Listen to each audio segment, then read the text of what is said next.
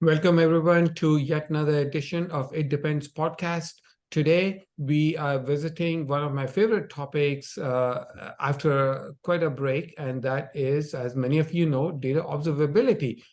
To join us today, we've got Elliot from Anomalo. And Elliot, thank you for coming to this recording, and it's so nice to talk to you once again. You've been one of the very first few people I've been following in this space since the days when I was still in Gartner, and love to hear your background, your introduction, and then we can jump into the questions.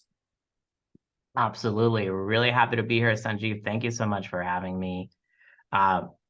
In terms of introduction, I'm Elliot Shmukler, co-founder and CEO of Anomalo, and I've been a longtime product and growth executive in Silicon Valley. So worked at a bunch of companies like LinkedIn, Wealthfront, and most recently Instacart, has been in the news recently with their IPO. So I feel like everyone knows what Instacart is. And at all of these companies, I've been a heavy user of data to make things happen, which is one of the reasons why I started Anomalo. So what was the problem that led you to leave Instacart and start Anomalo?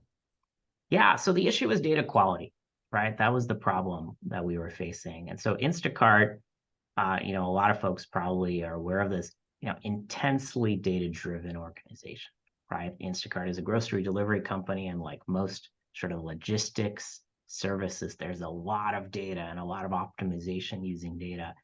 We had machine learning models for everything, right? Everything from figuring out which products we would surface to you in a search, right? Which products we could actually deliver from a store, to figuring out which shopper we should assign to go to that store and pick up your items and drive them to you. And whether we would only be assigning one order of yours to that shopper or 3 or 4 orders in a batch to that shopper. And so all of this, was done using data, using machine learning, and making mistakes in this process. For example, assigning the wrong shopper to deliver your order, or not giving them enough work to do, actually had massive ramifications for the company in terms of the costs of fulfilling your order, in terms of what the shoppers would earn. And so it was serious. We needed our data to be correct. We needed to make the right decisions and recommendations, or our experience would suffer. And yet, despite all of this sophistication, despite having all the tools, and it actually came out in the Instacart IPO, I don't know if you saw it, Sanjeev. At one point, they paid $50 million to Snowflake, right, for use of their Snowflake data warehouse. I think in 2022, Instacart paid Snowflake $50 million, certainly one of their largest customers, right? And so it was because data was so critical to the lifeblood of the company, and yet it shocked myself and my co-founder Jeremy, also at Instacart at the time, that we would regularly have breakdowns in the data. Our partner would send us a feed that was missing a bunch of data. Our engineers would check in code that would transform data incorrectly and give us the wrong output, right? Or code would get checked in and suddenly we'd drop some data, we'd stop collecting it at all, right? And so we had those issues all the time. There were constant fires, right? That's despite having one of the best data teams in Silicon Valley and having all the tools, right? Everything that you can imagine, we had it inside of Instacart. And so, what inspired was realizing if Instacart was facing these issues, every company that was adopting the modern data stack, every company that was going to get serious about data in the next few years, which appears to be every company these days, we're going to run into the same issues. And clearly there wasn't a solution. So Elliot, you raise a really interesting point. So if we talk about this age-old people process technology, so you're saying you had the right technology, you even had the best skills in the Valley to solve this problem. What exactly was not being done correctly then, and now you're trying to solve it? Yeah, so I don't actually think we had the right technology. We had all the technologies that were available. Okay, but not the right one. Not the right one, and I'll tell you why. So what we had at Instacart, and you know this, Sanjeev, people have been trying to solve data quality for a really long time. Yeah. And usually the solutions that we've had in the past and what we had at Instacart are what I would call rules-based Hmm. solutions, right? You have a problem with your data, and your first instinct is, well, we need to establish some rules for what our data looks like. And then maybe we can have a system that automatically checks those rules and alerts us to, an issue. And so it's a great place to start, right? People get it. It has parallels to software testing, all of those kinds of things. The problem is it just doesn't work. It doesn't work at scale, right? The amount of work you have to put in to write rules for all of your data is incredible. In fact, we just put out a case study with one of our larger customers, Discover Financial, and they did an estimate that, they were moving to Snowflake and kind of were rethinking their stack. And they did an estimate that concluded that it would take them 5 million man hours Oh, wow. to write rules for all of their data sets using the traditional approach. Oh my God, 5 million man hours? How many Yeah. rules are we talking about? Like, how many did you have at Instacart? And thousands, yes. tens of thousands, right? And that's only us, right? Some of these large enterprises that we work with now, are even bigger than Instacart was when we were Yes. struggling to use Scrum in terms of the complexity of their data. We have a large financial services customer that has 1.7 million tables that they care about their Snowflake data warehouse. 1.7 million. I mean, think of the number of rules you would have to write, right, to monitor 1.7 million tables and the amount of work it would take. And so that's really why the problem hasn't been solved, because this rules-based approach just fails at scale. No one has the time to write all the rules. Right. Even if you write all the rules, you have to maintain them over time, right? Data changes all the time. You launch new products, you enter new geographies, things change in the marketplace. Data shifts around in unpredictable ways sometimes. And that means you probably have to adjust your rules. And even if you write all of them and maintain all of them, Correct. you're still going to have issues that the rules don't catch, because you can't possibly write a rule for everything. There's going to be unanticipated issues. So how has the situation changed now with Anomalo? What is the alternative to rule-based data quality? That's right. So what Anomalo does differently is, instead of rules, we take an AI first approach to data quality. When our customers want to monitor a bunch of data sets, right? Could be millions of data sets. What the Anomalo product does is we automatically, in the background, build machine learning models for each of those data sets that learn the kind of history, patterns, and structure of those data sets, and are able to spot when issues arise in those data sets, when new data, for example, comes into that data set that doesn't belong, doesn't fit what's normal for that data set. So we do that completely automatically. You don't have to select any rules. You don't have to select any metrics. The model essentially selects its own rules and metrics for your data set based on what describes that data set best, given its history. And it's also able to adjust those things over time. If something changes in your data set, you add a new geography for your product or service, and it suddenly pops up in your data set, it appears. Yeah. Well, the first time it appears, the model will say, hey, something happened here, something unusual. Yeah. But as it continues to appear, the model will just adjust itself and say, okay, there appears to be a new normal, right? Or this geography has been added. I won't be alerting on that anymore. The question I have is, the previous approach had your team write machine learning code to do it, now using AI, but AI is still using, somebody has written the code, right? So how is it different between then and now? Yeah, so, again, the rules-based approach, if that's what you're referring to, right? You're either writing... I'm talking about like machine learning approach, not rule-based, in Instacart, where it would predict the pattern, or it would assess the patterns and then predict what's going to happen. So you were doing that earlier as well. Yes. It's just evolved over time. I see. Right? It's the same fundamental idea, right? We're kind of using machine learning technologies right? Instead of requiring you to do kind of manual work. And then no one's actually writing code, right? To our customers, I mean, we write code, Anomalo, right? But to our customers, we just ship them, a model that we've pre-trained that then is essentially fine-tuned or calibrated on each of their data sets automatically. Great. I wasn't planning to bring generative AI and LLM Yeah. this early in the talk, but I think it's appropriate I want to ask you, these new LLMs that have been trained on like 1 trillion tokens, let's say, are they somehow going to be a game changer for data quality, or do you still need to, custom tune a model for your customers' data?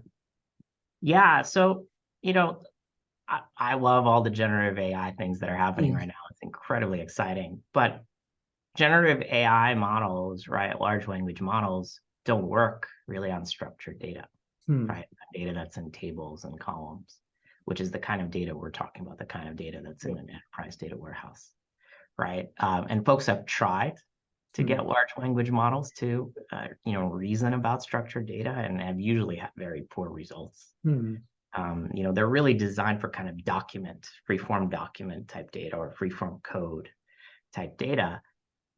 So we don't think large language models, at least today, replace what we're doing.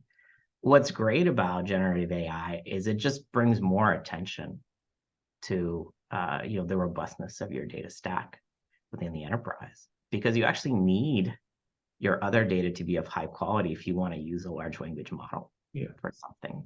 Some of our customers are actually, for example, if you're using a large language model for customer service applications, right? It's a chatbot that your customers can engage with.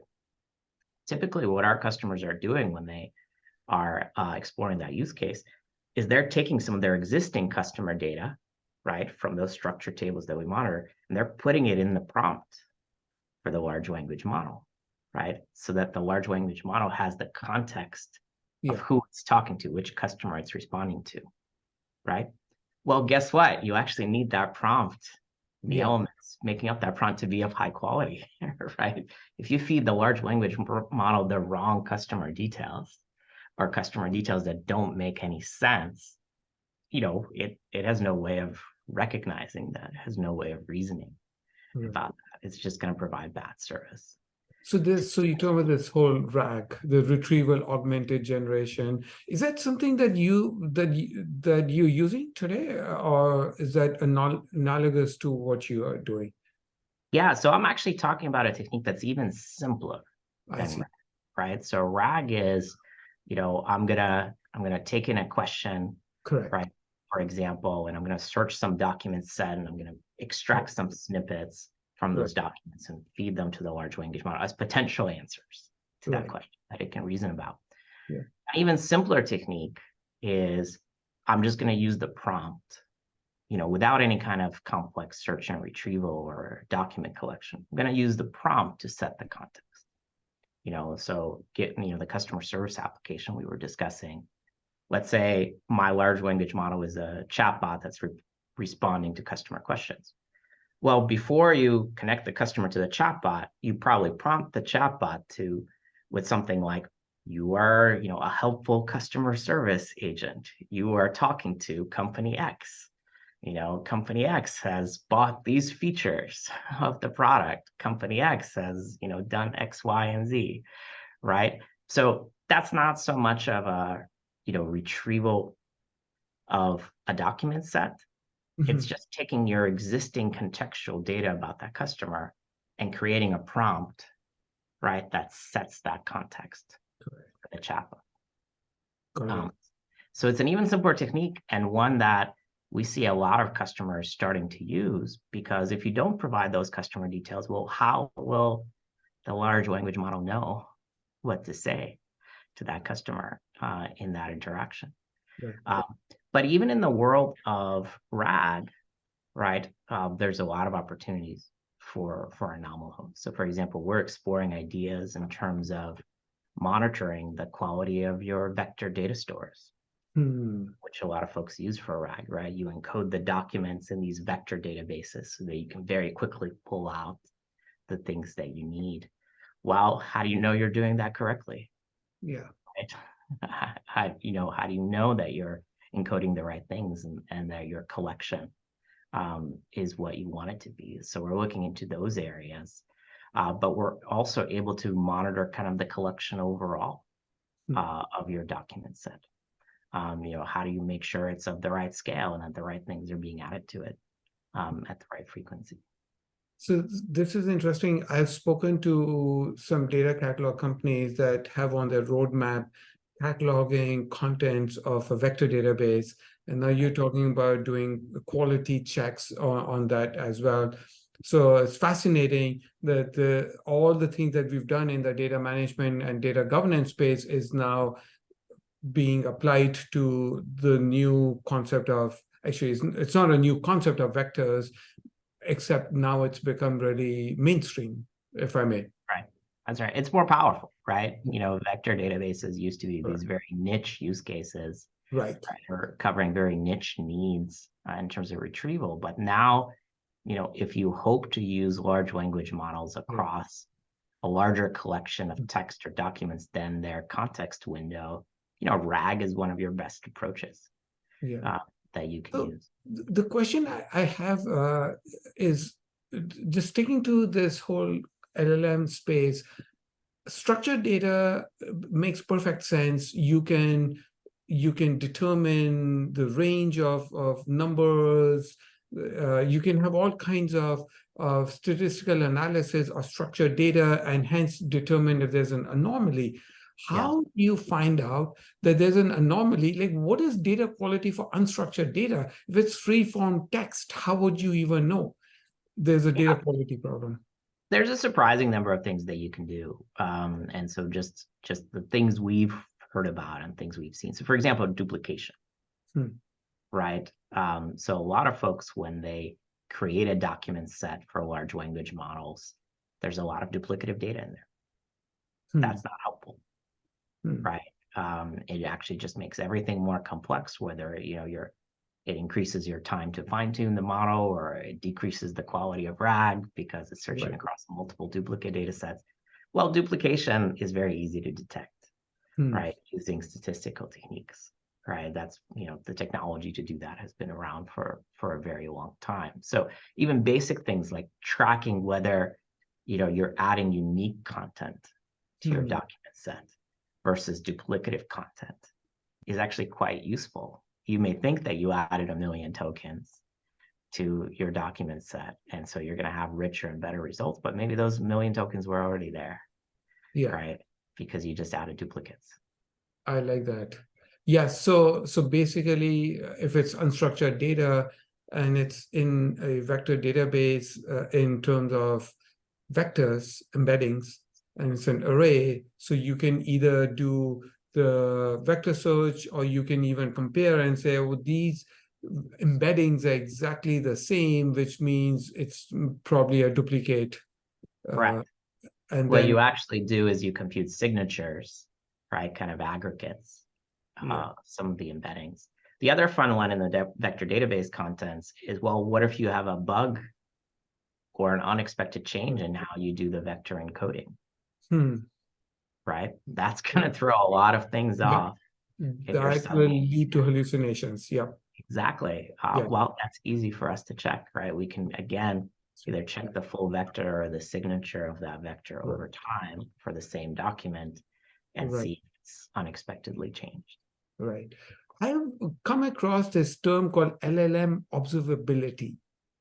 I don't know exactly what is it. Is this what you're explaining for? Does this fall under that? Well, I don't think that term is very well defined today. I think it's early days. What we're talking about is looking at the data that you're going to feed into your model, right? That's where Anomalo comes in. And we started years ago, even before LLMs, doing that for traditional machine learning models. Right. This was actually one of our use cases back in the Instacart days, which is, we computed a bunch of signals, right, or a bunch of features for traditional machine learning models. And we want to make sure those are correct before we feed them to the model, because otherwise the model is going to do the wrong thing, right? If you give it the wrong data, garbage in, garbage out. And so, what we've been talking about so far is extending that to the world of generative AI. The types of inputs you give into large language models are beyond those traditional features and scores that you would fit into the previous generation of machine learning models, but often they incorporate them. So those prompts we've talked about, where you're prompting and setting the context of the customer and what they've done and maybe some metrics of their usage, that's very similar to how you might feed those into the last generation of machine learning models. But then also other things have been added, like documents that maybe you've retrieved in snippets, those kinds of things. But the core remains the same, right? We're monitoring kind of the data that you're going to ultimately feed into the model, whether during training or during inference time, when you're asking the model to produce a result or make a recommendation, right? There are other companies that are looking at, the model performance itself. How fast is it? Is it responding quickly? Has it have its responses changed in some unexpected way? So that's closer to how I would define LLM observability, as kind of an extension of what model observability companies do today. ML observability is another, category that's out there today. But we're going to continue to focus on kind of the data that you feed all of these things. Right.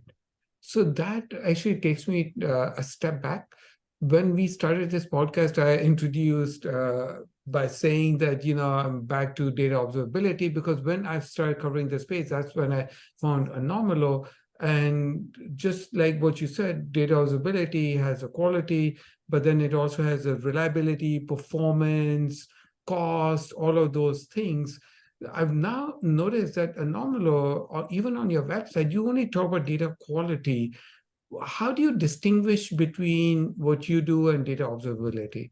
Yeah, so we actually do both things, right? Okay. What we found as we continued to build the product is that you need both data observability and data quality monitoring.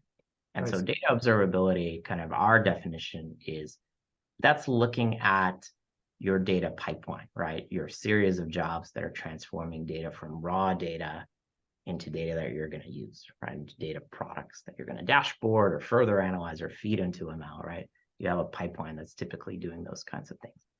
Data observability is a set of technologies that can help you understand, is that pipeline working, right? Is the data flowing from point A to point B?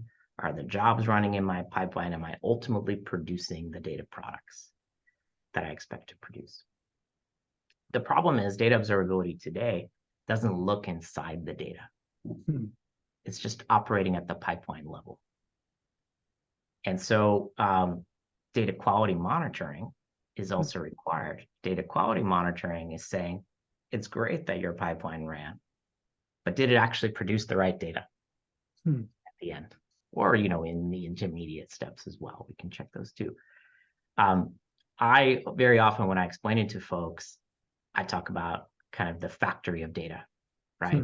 Modern data teams today, they're essentially operating a data factory. They're taking raw data, they're running it through a series of steps and jobs like a factory would with raw materials, and they're producing some finished products at the end, dashboards, machine learning inputs, what have you. And so if you think of a real world factory and you're building a car, well, data observability will tell you that the car got assembled, right? We assembled 5 cars today, right, on time.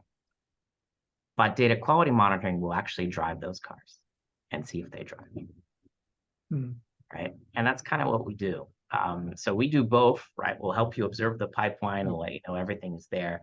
But we're also going to look into the actual data. Typically, we're sampling the data. We're not looking at every row, but we'll sample the actual data that's being produced by your data pipeline and confirm that it fits, the historical trends and patterns. Right. So this is really good to know. From what I've seen, there are a few things different companies do. Some companies only look at logs. I think that's overall observability, looking at network logs and security logs. Then some look at metadata only, and they determine if there are anomalies. And then the most granular piece is looking at the data itself. So you got logs, metadata, and data. But even in data, it's whether you sample it or you look at all of data. What is what percentage of data do you think you can sample and be able to derive pretty accurate conclusions about its quality? Yeah, quite a bit. So we actually offer our customers, all of those features, right, that you described. And we also give them the ability to say, if they truly want to check every row of a data set for a particular condition, they can, right? Or, sometimes that's important. Sometimes you have regulatory needs where I need 100% compliance with something or 100% monitoring. Of course, you could do that. But actually, sampling is quite powerful. Because if you think about it, it's just the same statistical process as anything else. If you have a very large data set, and we have customers that are adding 40 billion rows a day to their data sets, massive, right? As long as you have an unbiased sample, any kind of significant change or deviation or anomaly in that data set, you should be able to spot, a high percentage of the time. So it's not perfect, right? Our kind of machine learning powered monitoring will not give you 100% assurance on a row level that everything is perfect. But any major issue, it will be able to spot immediately. Right. And then if you want 100% certainty, we let you kind of add those things on top of our ML foundation and say, oh, I want 100% certainty of X, Y, and Z. Or, I want to monitor this thing across all the records. And we will, of course, do that for you. But, most people are pretty excited that major issues in their data sets will be automatically detected for them without having to set up anything or check every row. So what happens to the tables or the data set that you are trying to detect anomalies in? That data set is also being used for reports, dashboards, and then your process kicks in. So how do you avoid any sort of degradation in performance and overhead? Well, this is where the amazing power of modern data warehouse platforms come in. And honestly, tools like Anomalo and others, would not be possible if not for what you can do with environments like Snowflake, Databricks, or BigQuery. To use both Snowflake and Databricks as an example, on both of those platforms, data is separate from compute. That's how they would describe it, right? So you can have multiple independent, kind of compute engines analyzing the same data set without impacting each other, right? And we take advantage of that. We take advantage of the power of these platforms and the fact that Anomalo could be given its own dedicated, CPU allocation in these environments where we can do as much as we can with those resources without impacting anything else. Yeah.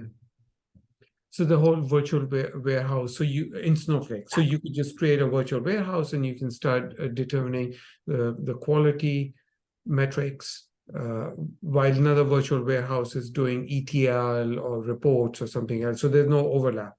100%. Same thing on Databricks, right? Where you can create a SQL warehouse, right, is what they call it. It's the same idea where our SQL warehouse does not interact with any other SQL warehouse that might be doing ETL or any of the other jobs. So I saw just recently Snowflake now introduced this new concept of you can ingest data directly into Snowflake even without creating a table, and then it'll just model it for you. So I know we talked about this whole idea of shift left data quality a few months ago, and I was asking you that by the time you start determining the data quality metrics in Snowflake, the raw data is already landed and it's not in its most pristine condition. And you had asked me this question: what is left to the left of Snowflake? Yeah. But But I want to see, that was a conversation we had a few months ago, but then we saw recently some companies are saying that we don't want to load all the data into Snowflake, like the whole ELT idea. We want to maybe load it into the object store and then do some enrichment and then load the clean data. Sure. So how does that affect Anomalo's strategy? Yeah, to be honest with you, I think that's a pretty temporary blip in kind of the evolution. I continue to believe that everyone will load all their raw data through data warehouse. And by the way, we see a lot of customers now using multiple data warehouses and data lakes to kind of accomplish this process to get greater efficiency. For example, some of our customers, use Databricks to do that initial raw data loading and transformation, right? Because it's heavily optimized for that. But then when they want to do BI, when they want to do dashboarding on that data, they push that data from Databricks to Snowflake, right? So for us, that's still the same. You still have your data throughout the whole cycle in some data warehouse or lakehouse platform where we can see it, we can monitor it, right? And I think the big data warehouse vendors like Snowflake data will adjust to these new patterns and these new concerns about costs to make sure the data continues to be centralized in these environments, right? I don't think we're going to the old days where you had some separate process that was doing transformation and the data warehouse was just your super clean data. I think there's just too much power in centralizing all the data at every stage in these warehouses for us to move away from that. Instacart is an interesting example because they are major customers of Snowflake, like you said earlier, $50 million spend, but also of Databricks. Yes. Frank Slootman, CEO of Snowflake, sits on the board of Instacart, and yet Instacart uses both the platforms. So the question I have for you, Elliot, is when you have a situation where a customer has multiple different cloud data warehouses, maybe in future they may even have Google BigQuery, how does Anomalo provide a single pane of glass, if I may, because the data quality, because the same data is flowing from one cloud data warehouse to another, and do the quality rules flow along with it? What's the mechanism to be multi-functional using multiple cloud data warehouses? Yeah, this is actually one of the things our larger customers love about it now. I see. That they can see multiple data warehouses. And by the way, a large enterprise sometimes will have like a transactional database in there too. They might have a Postgres or an Oracle still running important pieces of data, right, that they want to see in the same pane of glass as everything else. We actually have multiple customers that use all three of the big data warehouses, Snowflake, Databricks, and BigQuery, right? And they have transactional databases as well in the mix. And so just being able to go to one place and see all those data sets and their quality in one place is already huge, right, for these customers. They're just not able to do that with any other product. And then we offer a number of features specifically for this use case. So for example, we have a comparison module within Anomalo, where if you're flowing data from, maybe you're loading your ads data, Google ads data into BigQuery, right? Because Google makes it very easy to do that. But ultimately you're transforming it and loading it into Snowflake for, your BI and your campaign analysis. Well, we actually offer a module that can compare the data between those two, right? We have the connections to both, retrieve what we need from both and run kind of an independent comparison to say, did all your marketing data actually end up in Snowflake based on what started out in BigQuery? I can see that that's a very, very useful thing because each vendor provides a lot of great tools within the ecosystem, their own ecosystem, but not across. So having that view that cuts across these products is definitely very, very useful. Yeah. And again, we think this trend of having multiple platforms will continue, because the truth is they're optimized for different things. Yeah. So I'm intrigued which customers of yours use all three. Yeah. Can you name or Multiple. really? Such as? Well, I'll tell you, it's very common in financial services, our financial services vertical, to see all three. I see.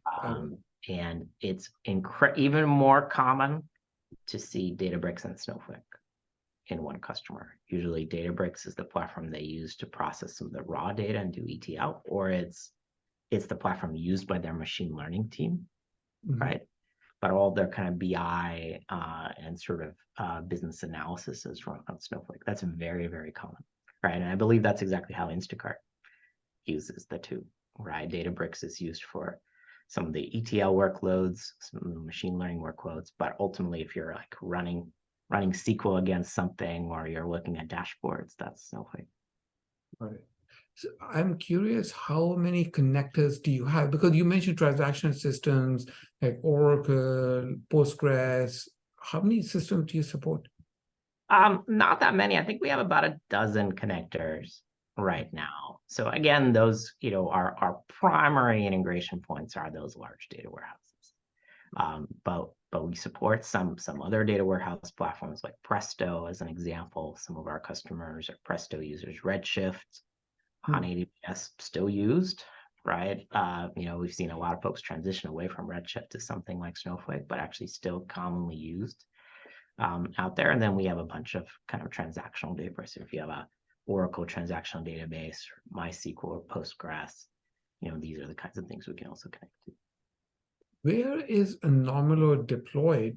In order to see these different databases, I'm curious, where is the control plane and the data plane for Anomalo? Yeah, so another kind of unique element of Anomalo is we can run completely within the customer's environment, in their cloud account. So a lot of folks these days are calling it a bring your own cloud type of deployment. We offer all the options. If you want to run as a fully SaaS solution in our cloud, we would happily do that. And we're doing that for some very, very large customers, right? And in those cases, to connect to those databases, well, we need to, peer RVPCs or do whitelisting and all those other things to kind of connect to their databases. But very often we're running inside their cloud account, where those connections are very easy to make. And unlike many other products, we run our entire product in their account. I see. So their data never leaves. Yeah. And we do manage and monitor that deployment. So for example, upgrades and all those kinds of things are automatic. You automatically get the new version and all those kinds of things. And we're monitoring for errors and issues from our end. But you're not going to a UI hosted by us that sees some of your data. I see. Your data actually never leaves your environment at all. So where is the control plane? It's running in your environment. We've kind of split the basic version of the control plane. Yeah. Right. We've split out the UI pieces and kind of the scheduling pieces and pushed those back into the customer's environment. So the only thing that's running on our end is a process that helps you make sure you get the latest version of Anomalo, kind of an auto upgrade process, and some error monitoring and observability, right?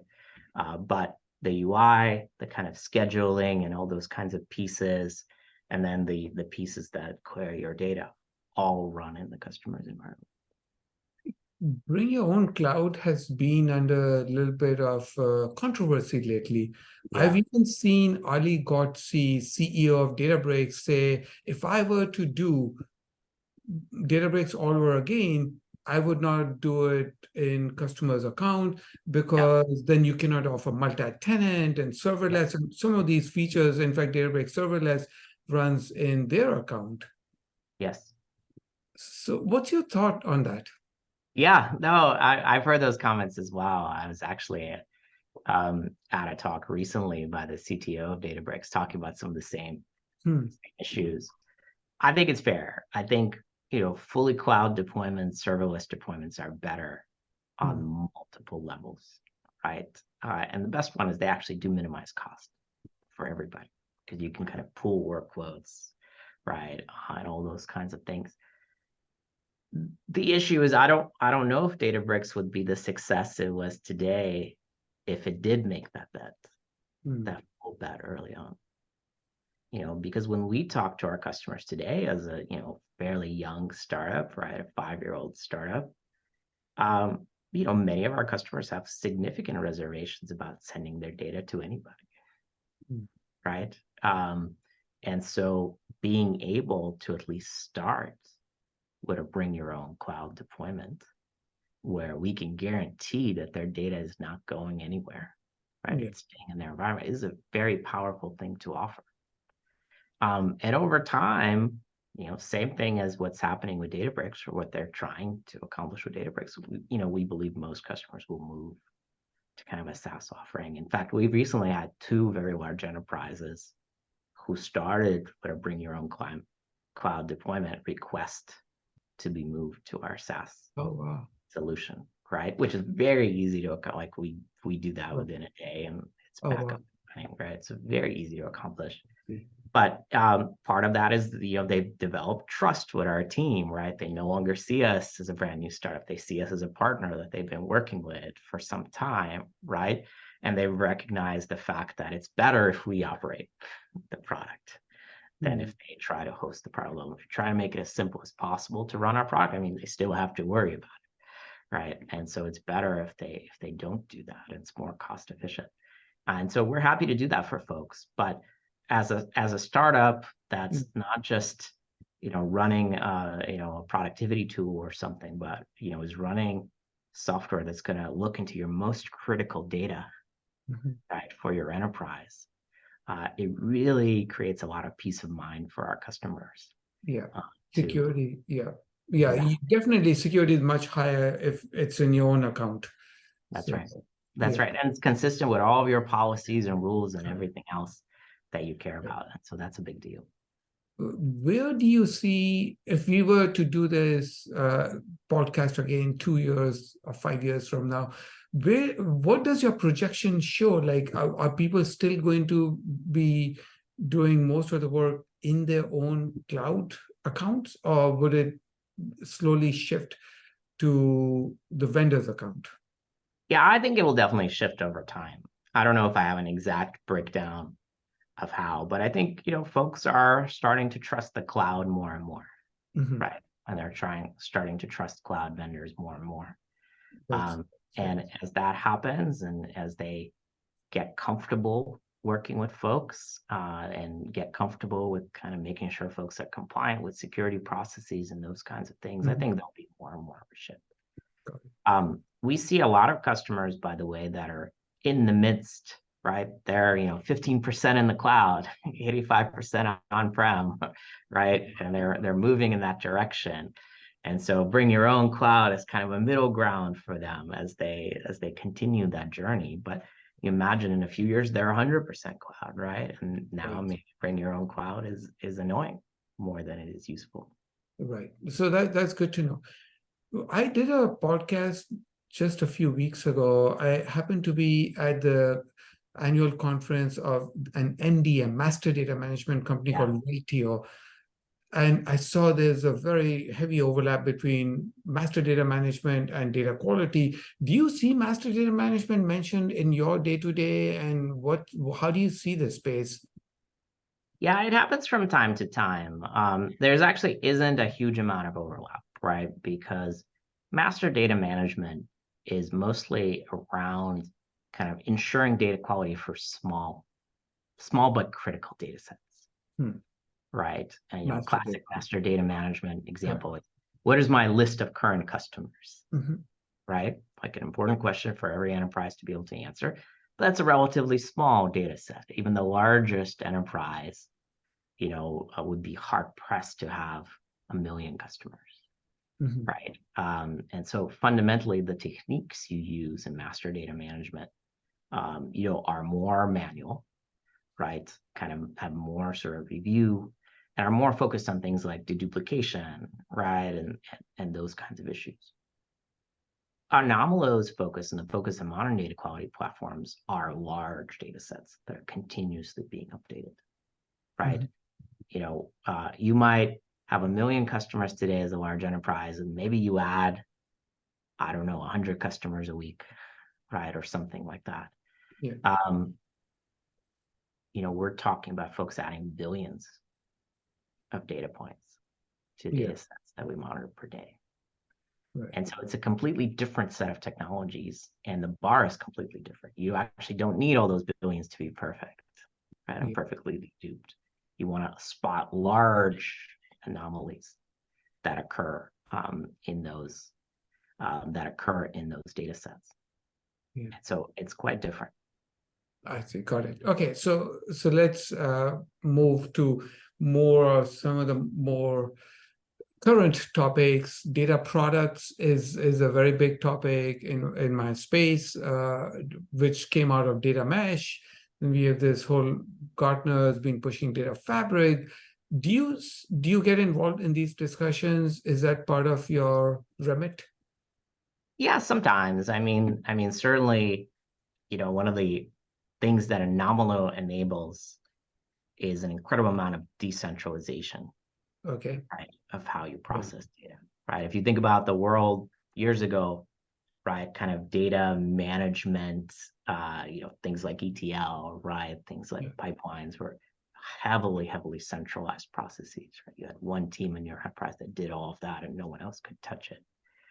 And part of the emergence of tools like Anomalo, but also tools like dbt and others, is this massive decentralization. Every team could have its own data sets, right? Every team could have its own pipeline. They can operate it themselves. They can use it how they wish to, right? And so all of these terms in terms of data mesh and data fabric are really just ways of expressing that decentralization of how data works today. And we're 100% supporters of that, right? And Anomalo in many ways is a decentralized data quality tool. Anyone can come into Anomalo and monitor whatever data set they want, right? They don't have to write any code. They don't have to work with data engineering to add anything to pipelines. They can just do it within the UI. So I like this decentralization aspect. You can go to individual data sets, you can analyze them, do notifications, alerting, and determine anomalies. What happens to remediation? So how do you handle? It's one thing to determine and say, there's a problem with this data set, but what's the next step? So what's the incident management workflow all the way up to fixing the problem? Yeah. And so we've invested quite heavily in those. It's been one of the top things we get asked by teams that deploy Anomalo. First question they ask is, what is a best practice process for handling alerts, right? For handling issues. Very often it's been an ad hoc thing where they kind of fought the fire when it came in, right? But now that they're deploying something like Anomalo, it's going to monitor a wide range of data sets. They want to know it's kind of the best process. And of course, a key part of that process is, well, when I encounter an issue, how do I remediate, right? And it's actually a couple of pieces to it. And so what we've built into the product is what we call a triage workflow. And it starts sort of the moment you get that alert. And what we want to first help you do is assess whether this alert requires action, right? That's the triage process. And we try to do that in a bunch of different ways. One is we kind of show you what the issue is. We explain it, we visualize, we show you the magnitude of the issue. We show you the impact of that issue downstream, right? If you decide that this issue is worth investigating, we do an automated root cause analysis as well. So we're doing kind of additional statistical analysis on that issue to say, can we contextualize it? Can we localize? Can we say all the bad records are from this partner or from this feed or from this upstream table or from this geography, right? To kind of give you as close to the root cause as we can. And then once you decide that, this issue is worth resolving and you have a root cause, we actually will also integrate with your ticketing workflow. We'll let you open a Jira ticket right? If you're using the Atlassian product or ServiceNow ticket, and fill it out with all the details so that you can assign it, right, to someone for remediation. Where we stop, we orchestrate this whole thing and help you keep track of it, is we don't actually go into your data warehouse and try to fix it, right? Because that, unlike MDM, where there's very often ways that you can fix the data. You can dedupe two customers that are the same but have distinct records, right? They're sort of well-established fixes. For the world of these large-scale data sets, often there isn't an obvious fix, right? Or whatever the obvious fix is would be undesirable, right? If you have an anomalous distribution well, or you have some missing fields, you don't necessarily want to just fill in the average. Correct. Yeah. Right. For those fields, you might want to actually get an updated feed from that partner, right? To get the correct data. The source could be locked down. The source could even be a mainframe. So you cannot you cannot automate the fix. So, correct. So what we try to do is help you orchestrate that process by integrating with your ticketing system, by giving you context, by giving you automated root cause analysis. But we're relying on the team to actually know the best ways to fix these things. And very often the only fix is documentation, right? This is a pretty surprising thing to most folks that I talk to about this topic. Very often, when the teams finish their investigation and they're like, we got bad data here, here, and here, their resolution is, we're going to write this down. We're going to document this, right? We're not actually going to fix the data because the cost of fixing the data is too high. I see. Right. And so what we want to do is actually recognize this, flag this data so that folks don't use it in the future, right? Or are aware of this issue, and we're going to fix it from this point on, right? So that we don't continue to create bad data, but we're not going to go back and, backfill the bad records with something else. Very interesting. Do you go to market with other partners? Like, what is, because the data catalog, even data remediation, how do you have like a set of partners and you say, okay, we are going to do the data quality, but if you need FinOps, then you use so-and-so. If you need data catalog, how does that work? Yeah, 100%, 100%. We actually love working with partners, to kind of sell a full solution. So for example, we work very closely with Elation, which is kind of an enterprise data catalog company. Very often when they have a customer that's buying, an Elation data cloud, but needs data quality, we're one of their partners where we get the call. And often we kind of sell a joint solution that's integrated across the two. We, of course, also work with the large data warehouses. We get quite a stream of customers from Databricks and Snowflake, right? As they're working with their customers, as they're maybe trying to get those customers to use those platforms more, and are encountering these data quality issues. That's great. What is the biggest deployment that you have? And you can define the parameter for biggest. Wow. Well, I think the biggest by the number of tables is we have one customer with 1.7 million tables.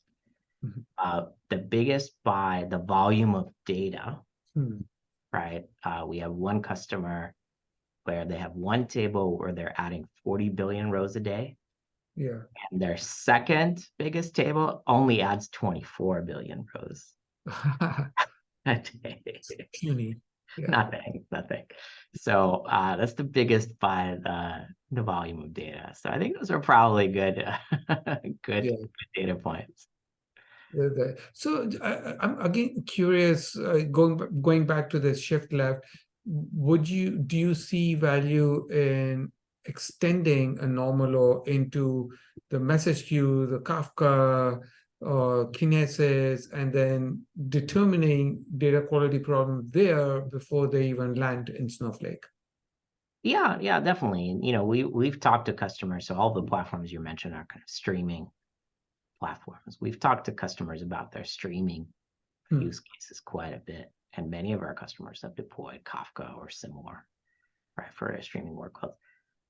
Turns out all of that data is landing in the data warehouse anyway, right? Maybe landing a little later, right, than it's going through my Kafka stream. But remember that if we're going to send an alert, like we're not sending our alerts to an automated system that responds to them. We're sending them to humans.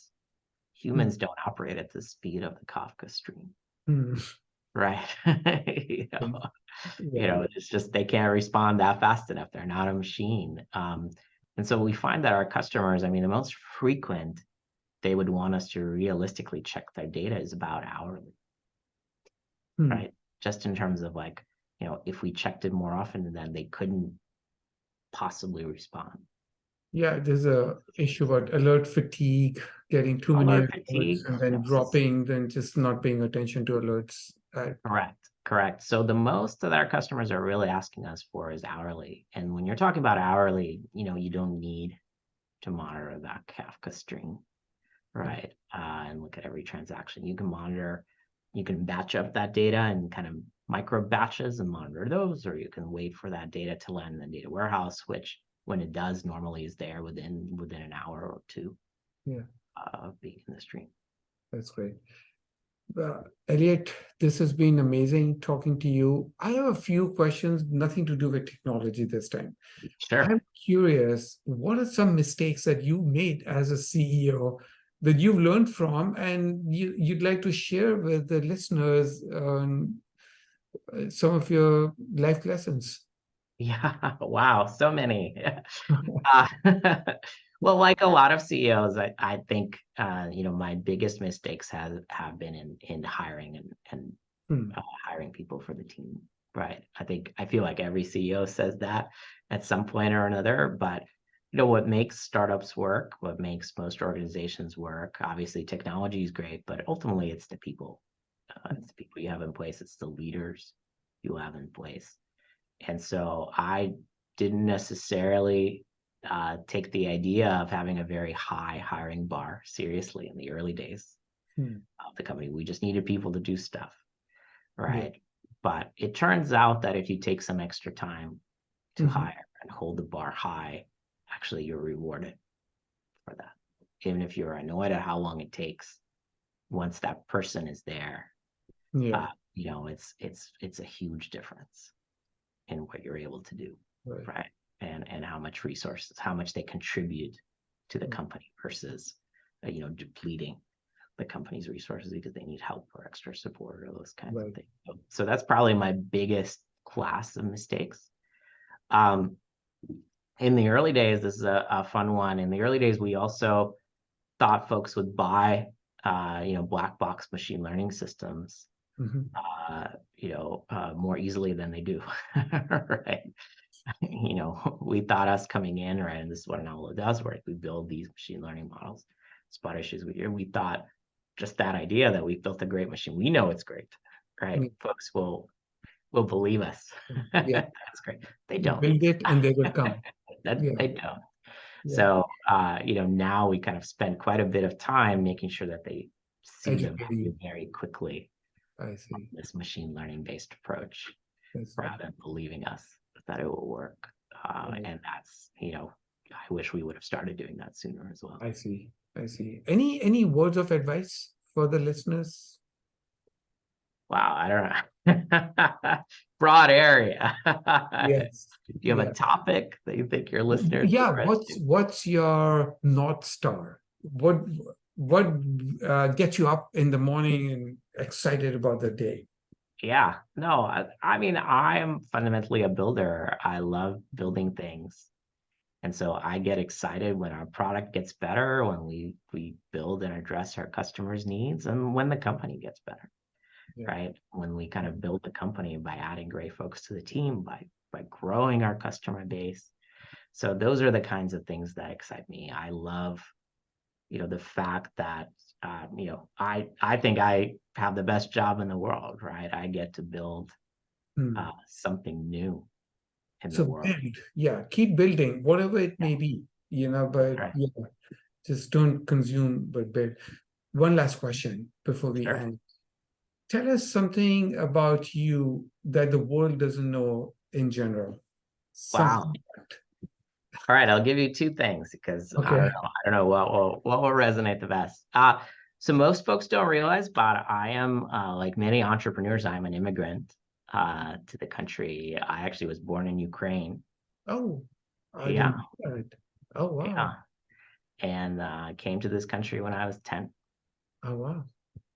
And so that's little known fact. And then my fun fact is that I've been to all the continents.